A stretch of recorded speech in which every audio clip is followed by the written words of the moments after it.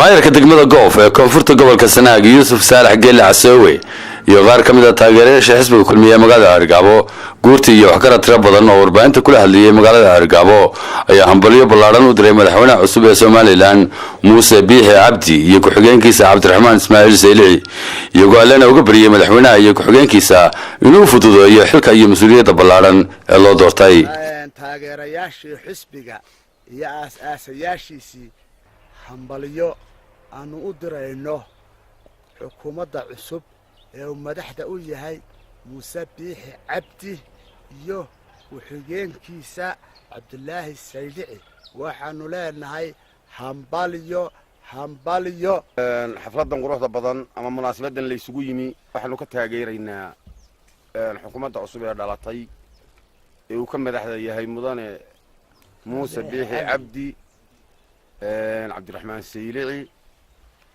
marka hore waxaanu u sheegaynaa Ilaahay baa mahadle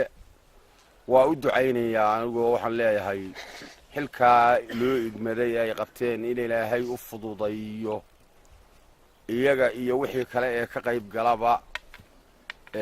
waxaanu leenahay annagu madaxweynaha dalka qabsaday waa la soconaa waana ayidaynaa hambalyo waanu leenahay waxaan leedahay Muuse Biixi xilka lagu dhiibay Ilaahay kugu hagaajo Ilaahay tasana kugu hagaajo taageero ballaaran u direynaa Muuse Biixi Cabdi madaxweynaha Jamhuuriyadda Soomaaliland iyo ku-xigeenkiisa Saylici baanu u direynaa waxaan ku darayaa heerade annagu waxaanu nahay taageerayaal xalaala oo xora oo waxay doonaan na taageera